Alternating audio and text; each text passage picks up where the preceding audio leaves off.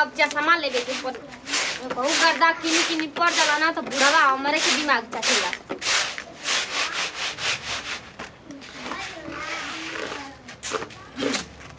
का हो जी तनी ना हम जा तनी कूड़ापुर। हां कूड़ापुर हो उस भोज खाए के निमंत्रण आइ रहल। आई तू अभी चाउर फटफट एक तसला भात खाए खातिर कूड़ापुर चल तनी आउरी कुल कमा नहीं खेलो कहते जान तलू कूड़ापुर हमनी के मौसी गांव ना तू काहे जितना के खाना खा जाई ना उतना के माय कुल भाड़ा ओड़ा लग जाई कुछ सोचले बानी। माने अगर भड़े लागे के रही त आदमी एज गेले चल जतन पटना बनारस बम्बई खाए खातिर थोड़े तन कोनो काम तो से नहीं होते से न तो हमरो नहीं होता ना मौसी किया नहीं लगी मौसा के भेज दे रहो मत जाई। ये बाबूजी रहन तो उछरिया बकरियन के कुल के चराई हो जाई रहो जाई हम तो ये बताओ तारा चैनल बुझाला है ना बाबूजी के देखलू ह हमार से बता के कहीं से उगल बा हम जानो आ देखो मौसा कहत रह ना कि बच्चा तू ही आई है हम कहन तन की पर अभी लगा देन जान तुम तनी का पूरी सूरी खा के मुर्गो सुगा भेटा जाई ओइ सोन मेहरारू है हमारा तो कुछ समझ का बले कपड़ा बा का बाबूजी जतन हमार साली के साली की है हां आज मान के ले फोनवा देले रहे बतिया के ना सुबावा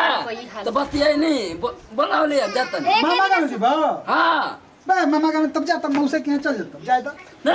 अरे न तो आइल बाओ न तो क दिया ओइ तर तो ही तो कहले न पहिले तो बकरिया छेरिया चरा ना लेइबो देख लियो करा के जतन अरे तो ना घर में कहा जाते हम पागल आइल बनो फीच उच के कोई में धइले बड़ू का अरे बुनी रहते पड़ते तो अपन घर में लिया के धर दिन तो ओ हम ना लिया के रहती का बुढ़ऊ के हां बाबूजी ए दूरा भेजवा रे जल्दी सुना हो जा कूड़ापुर मौसी के यहाँ तब वो जिंगरे नेता का चल जाइबा मामा का में हां माने ना जा दीजिए अरे वो जाए दी जा तो तब तू मौसी का में जा अच्छा बकरिया देखे बांध दिए हमले क्या हम जाते पैसा आदमी हमारा तो कुछ समझ में नहीं आता हमारा प्रोग्राम जैसे ना फाइल सही आप हो जाए दे चल जाता ना तो ली आई शाम के कौन सी बकरा के मीट शेर के लिए आई गीदड़ के लिए आई बकरा के मीट लेके आ शेर गिदड़ के मीट खा लिया खा जियो 100 आदमी के अगर तू जानत नहीं की तो गिदड़ा शेर चल आप चल जी तब जे मौसी जी नाराज हो जाइए तो रवा खूब बतिया ले हम बचावे के पैसा के चक्कर में रोबो चल जाइए वो के गरी वहां के अपन काम में अपन काम बकरिया तू बांध देबू हम बांध देब चाहे आ तन की अरे बगलिया के कुल लइका हो का आलन जे घर में कदम की कर तो हमार बात माने न जे कदी हन जाए ना वो पता नहीं जाते तैयार क्या होते हैं लब सुतारे आज परल बाटे आज ये पल्ला बारवा के बुलाए ना खूब ये मजा काटम केहू घर ना रे एगो हमर जान और केहू ना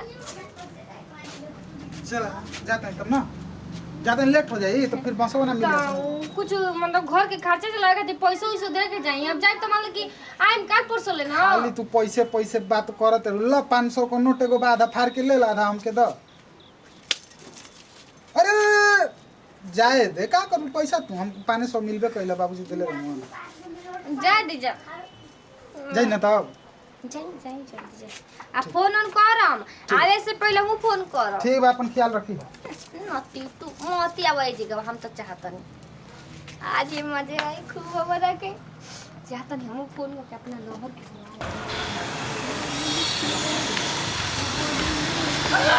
अरे बच्चा अरे बच्चा कहां तेरे कैमरा हटा अरे मारता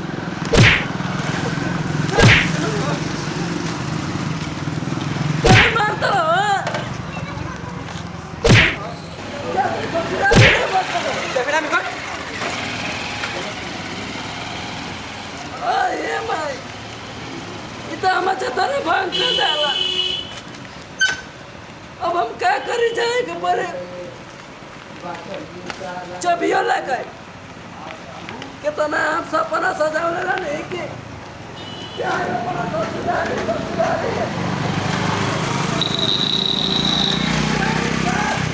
पूरा परिवार उजाड़ जा अभी तक से ना आइनी कोबे की कहत कि आवत है अभी तक से ना आइनी इतना ढेर दूर वहां के अथु बाटे मोटरसाइकिल से चले के बताओ ना पो आई हो तो ई कौन भेस में हो अरे मत पूछ हैला नहीं हमार मार के समय के बूढ़ छटका देले हां बूढ़ अरे बूढ़ ना हो वो कटसला पागल सन करल हां ये जी गड़ी लड़ा देले हां अरे कुछ लाग गई बा चलो तक हल्दी लगा दी। हाय देखिए ये चलो ना ओकरे गड़िया के छीन छान के लाई बानी। ओहो ये हमारे घर के चाबी होवे। काहे तू झूठ बोलते पहले चलो माजा में किरकिरी मत कर पहले अंदर आवा। तो बूढ़ पकड़ा मिला ससुर गाड़ी लड़ा और देला। हमरा टेंशन हो गई हमारे घर के चाबी होवे। अरे हम काहे के मानी तेरा घर के चाहिए ससुर को छीन। अच्छा जाए तो छोड़ो। ए चलवी का ये बात कह कैसे कैसे बोले लगी बताओ हमरा के बड़ा ढेर दिन प्यार के लगा तू तो ससुरा के अरे क्यों नहीं के बूढ़ो चल गेल अपना कहां तो जहां पर साली लगे आई चल गेल कहां तो कूड़ापुर। कोड़ापुर। अरे भात ली ले खाती गइल हम। अच्छा ई बताओ अब गांव पर कहिया बता ससुराल में कत का कहियो ससुरा कब दिन रखिए जे तब न हां यार तू रहे तो बहुत माई बोलाई तब न हम काम थी जाए रो जौन मजा जाए मिलता जौन मजा उजा मिली बतिए तो हुए आ तनी उ रहला कि तनी सूट सलवार पर जाईती और क्या ओजी कुछ और बात रहेला ना एक बात कहूं तो बहुत बढ़िया लगत है तारे कोनो जोर नहीं के तो जोड़ नहीं के दोनों लड़ी जोड़ जोड़ तो का होगी जोड़ो और क्या तो हो जा चलिए सच्ची और बड़ा ढेर दिन पहले आ को दिन के बाद यहां जाता घर के अब हम इले की मालूम कि हमारा 10 दिन लागी कि 5 दिन में ही जाए को दिन में ही जाए अब सब छोड़ी ना आज रात भर के सोच लो ना पहले 10 दिन के छोड़े बाद एक बात कही आप मर्दा के दिन मार दो हम तो अभी शादी करे के रेडी बने शादी कर लेंगे ना तब का आ ये तो ठीक नहीं कि हमार लोग मां के छुट्टी की विधवा बन गई हम तो ना करो छोड़ो बात छोड़ो आजा इतना मरस के पूरा जिंदन दम माफ हो गए माँ बा ओके खानदान पूरा दम खत्म जरिए से हो जा आए ओके तनकियो समझ में ना आइला के ओके बाप तवान बानी मारो तवा झूला झूला के पता या हरदी गुलिया रे मार गई नी बहुत मरले बाटे रे मारी पता या ये दादा कहाँ बली रे मन पर तब भुंजिया बनाते हो कौन तो सारा कुकुर का चिल्ला था पता या चुप रह तो बुझा था ना बुढ़वा चल गेल अपना साली लागेलो त जगह अपन चिल्ला हटा कर हटा है जगह मन कोपरे में भुंजत रहता अरे आग लागेलो मारले बाकी पूरा आग बिगत रे मारी ओवर के बात दादा गोल बाबा त यूज करे दादा पता या हे भगवान अरे माँ का हाय मरले हमरा के उठ छोड़ी हम कमरवा कति बोले लो तो कर मेरे को कहले ना नहीं के हमर चबिया चिरा त कह दो कि ना होन तो हमें तारे आए मैं क्या मरले रे हमरा के का मारता हो बुढ़ऊ का मारता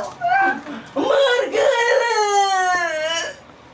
चेतना कुल कोरिया को दलो मार के तेल आती है भाई काय होतय बापूजी ऊ का बावन ऊ होय आने समझ निकल है जा मरले हमरा के मैं तू तो ना शर्म ना लगता के ये घर में हमारे कैसे घुस गए रे हम तक जेल नहीं की हम ना बता कब क्या रे पता है बता हमें ना यार के घर भैया भैया भैया हो भैया बता भैया सुन के चिल्ला नहीं बाबा के ना चिल्ला गोले की ना यार के हां नहीं यार के नहीं क्या यार करो चारा में पता है या तो ला शर्म नहीं मार मार के लगे लगे वो प्रूफ टंगले बनी होटल में देखी होटल में बनी हम कहेंगे कुछ करे जाए बाबूजी तो हम सीधे